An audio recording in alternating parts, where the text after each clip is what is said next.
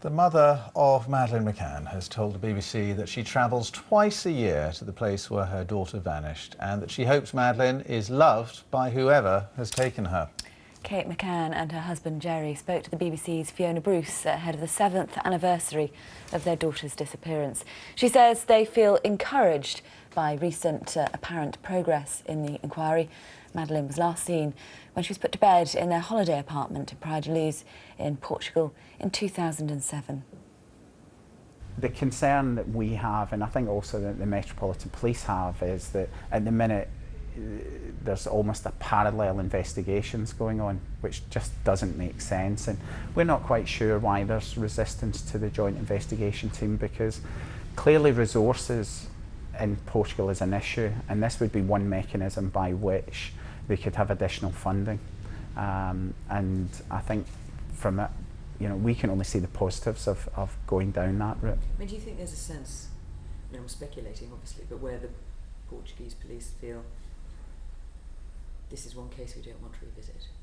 There was so much publicity around it, and not all favourable publicity, certainly here, to the Portuguese police. I think we had those concerns, but actually, you know, if you speak to Andy Redwood and his team, he's saying, he's senior investigating officer from the Met, he's saying, you know, the people he's working with in Portugal do want to solve this. I think as a parent though, I mean, I find the slowness of action in Portugal really hard to take. I find it quite distressing, because even though we're 7 years down the line, waiting weeks or months, particularly for letters of request to be processed basically, and to feed down the chain, and then to come back again, and maybe they have to go back again because it wasn't quite what, you know, was asked or whatever.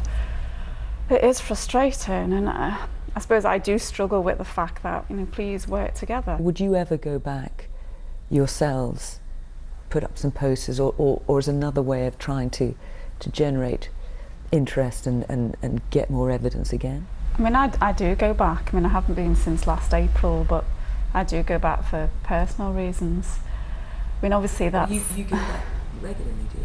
Well, I might once or twice a year. It's gone down to now. Forgive me, I don't want to pry, yeah. But to go to the church there, or? Yeah, all that. There's a lot of the local community who are incredibly supportive, Portuguese and others, and we made some good friends there. And it's difficult because we don't want to go back and generate publicity, because I know a lot of local people don't like that or resent that, and whilst we have some really good friends in Praia de Luz, I know some people would like it to go away, so when I go to Praia de Luz I go quietly. And I guess for you it's a chance to be close to her. Is that how it Well, feels? it is. I mean, that's obviously the last place we were with Madeleine, and I'll still walk those streets and I guess try and look for answers, or, you know, so it helps me. It's the 7th anniversary on Saturday. How will you mark that? Well, usually it's very quietly. We usually have a small gathering in the village, which we've done for the last so many years. We've always said it's actually Madeleine's birthday, which follows soon after, really, which is... And she would have been 11. Day, 11, yeah. And that's the more difficult day? Yeah, definitely. And is that something that you... I mean, how do you mark that? How do you mark that for a child who's not there? No, we do. We kind of always remember, don't we? Yeah, and we're still celebrating Madeleine and let's have a cake and her birthday with the close family and for the twins. But it's hard. It's really hard. It's not, you know, she's not there. You should be celebrating her. It's by far the toughest day of our year, I think. And I imagine it's as hard every year. Oh yeah, definitely.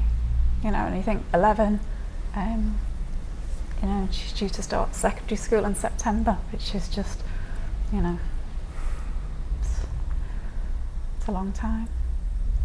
And what's your best hope of where Madeleine is now? Because you've always maintained she could be alive. Mm-hmm. I mean, 7 years after someone goes missing, you can have a death certificate. Sure.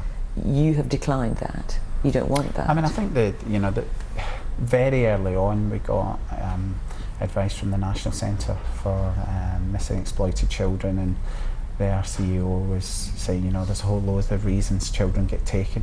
That's the first thing.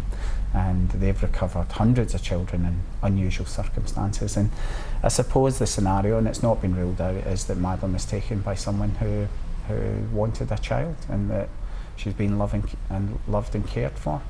That's, I think, the best scenario, but of course there are many others. Let me just ask you one final thing.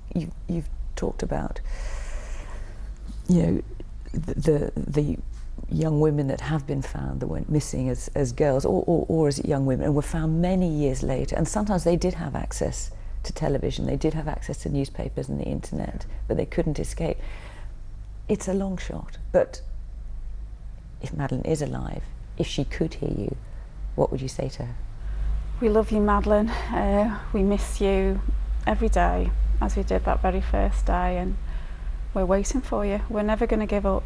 We'll do whatever we can to find you. Kate and Gerry McCann talking to Fiona Bruce. The 7-year anniversary of Madeleine's disappearance is this coming Sunday, May the 3rd.